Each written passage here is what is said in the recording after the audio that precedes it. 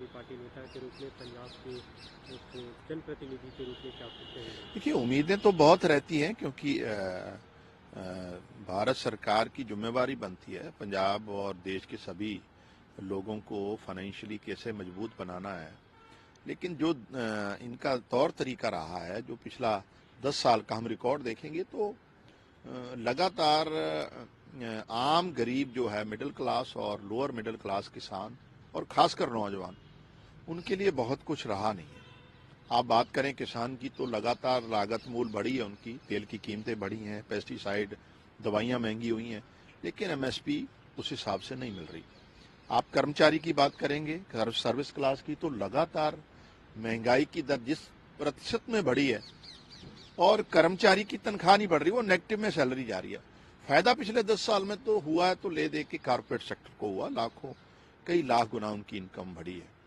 लेकिन फिर भी हम उम्मीद करते हैं कि महंगाई को कंट्रोल किया जाए। सबसे जरूरी है इस देश में। गरीब और लोअर मिडिल क्लास जूझ रहा है 2 टाइम की रोटी के लिए। आप सरकारी आंकड़े 80 करोड़ लोगों को जब आप फ्री अनाज दे रहे हो तो इसका मतलब 2 टाइम की रोटी कमाने के लायक भी नहीं है लोगों की जो इनकम। और जहां तक पंजाब की बात है, हम चाहते हैं कि पंजाब के लिए स्पेशल पैकेज इंडस्ट्री के लिए, क्रॉप डाइवर्सिफिकेशन के लिए, और साथ में जो हमारे बॉर्डर के किसान हैं उनके लिए एक स्पेशल पैकेज देश की सरकार को अनाउंस करना चाहिए। और वंदे भारत ट्रेन बठिंडा और कुछ अलग फिरोजपुर जैसे शहरों के लिए जरूर भारत सरकार को इसमें कंसीडर करना चाहिए। दिल्ली को लेकर आप कहते रहते हैं कि कई सालों से 325 करोड़ रुपए तक बजट का एलोकेशन आता है, पिछले सालों से नहीं मिला था, इस बार क्या उम्मीद है? देखिए, जो पूरा इंटेंशन रही है भारत सरकार की पिछले 10 साल में, तो जहां जहां नॉन बीजेपी गवर्नमेंट से उनके प्रति रवैया बड़ा नेगेटिव और भेदभाव वाला रहा है। और मुझे नहीं लगता कि दिल्ली के लिए कुछ या बहुत कुछ ये कुछ करेंगे, क्योंकि इनको भी पता है कि दिल्ली में अरविंद केजरीवाल जी एक बार फिर जीतेंगे और लोगों ने उनकी गवर्नेंस को ध्यान में रखते हुए पिछले 10 साल की उनकी जो कारगुजारी है उसको मद्देनजर रखते हुए उनको एक बार फिर जिताने का प्रयास किया है। लेकिन भाजपा ने लगातार, चाहे दिल्ली हो, चाहे पंजाब हो, चाहे कोई भी नॉन बीजेपी रूल्ड स्टेट्स हैं जहां भाजपा की सरकारें नहीं, उनसे भेदभाव किया है। कल प्रधानमंत्री नरेंद्र मोदी दिल्ली के द्वारका में बोला, उनका यह भी कहना था कि दिल्ली की महिला अपना बैंक खाता खुलवा ले, हमारी सरकार बनेगी ये तय है, और हम सरकार बनते उनके खाते में 2500 रुपये पर महीने देंगे। सीएजी रिपोर्ट टेबल होने को लेकर जिन्होंने सवाल खड़े किए।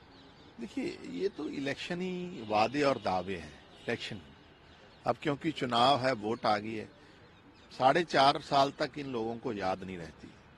और देश की राजधानी में, क्योंकि आधी सरकार तो ऑलरेडी भारत सरकार के कंट्रोल में है यहाँ की, तब तो इनको दिल्ली वालों की कभी याद नहीं आई। कभी दिल्ली वालों की रोजगार के लिए, दिल्ली की तमाम बुनियादी इंफ्रास्ट्रक्चर के लिए कोई सहूलत नहीं। सहूलत तो क्या देनी, अरविंद केजरीवाल जी की हर एक पॉलिसी जो देश लोगों के हित में थी, उन पर अड़ंगे डालने का काम लेफ्टिनेंट गवर्नर ने किया है। तो ये सब चुनावी दावे हैं प्रधानमंत्री की। सच्चाई सबको पता है, ये वोट लेने के लिए लोगों से झूठ बोला जा रहा है। अभी पानी को लेकर जो चल रहा है हरियाणा को आप दोषी बता रहे हैं, प्रदूषण के लिए हरियाणा को दोषी बताते हैं। उन्होंने कहा कि गीता की धरती है, गीता का संदेश वहाँ से, और आप उस पर आरोप लगा रहे हैं कि जहरीला पानी है। नहीं, बात इसमें तो कोई दो राय नहीं है, गीता की धरती है, हरियाणा सूरवीरों का स्टेट है।